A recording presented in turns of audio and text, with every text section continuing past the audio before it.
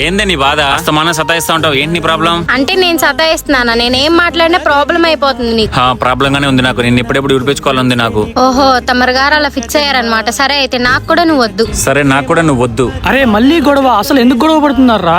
రే అదంతా కదరా, నువ్వు నాతో మాట్లాడతావా తనతో మాట్లాడతావా? మీ ఇద్దరు నా బెస్ట్ ఫ్రెండ్స్, 2 కళ్ళు లాంటి వాళ్ళు. మీతో మాట్లాడుకుని నేను ఉండలేనురా.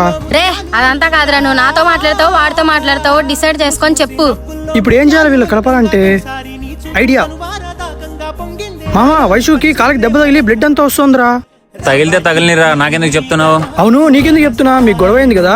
వైషు క్రిషాంట్ ఎక్కడ వేరే అమ్మాయితో క్లోజ్ గా మాట్లాడుతున్నాడే. ఆహా, పైగా అమ్మాయి నీకన్నా అందంగా ఉంది తెలుసా. అయిపోయాడు నా కొడుకు. ఏమైంది? ఎక్కడ తగిలే దెబ్బలు చూపి. చీ వదలరా. ఎవర్రా అమ్మాయి? నిజం చెప్పు. ఏ అమ్మాయి? నీకేదో దెబ్బ తగిలింటే చూడ్డానికి వచ్చాను. నాకు దెబ్బ తగిలిందని నీకెవడు చెప్పింది? అంటే నీకు దెబ్బ తగలలేదా? అంటే నువ్వు వేరే అమ్మాయితో మాట్లాడలేదా? హలో నీకు దెబ్బ తగలేదు.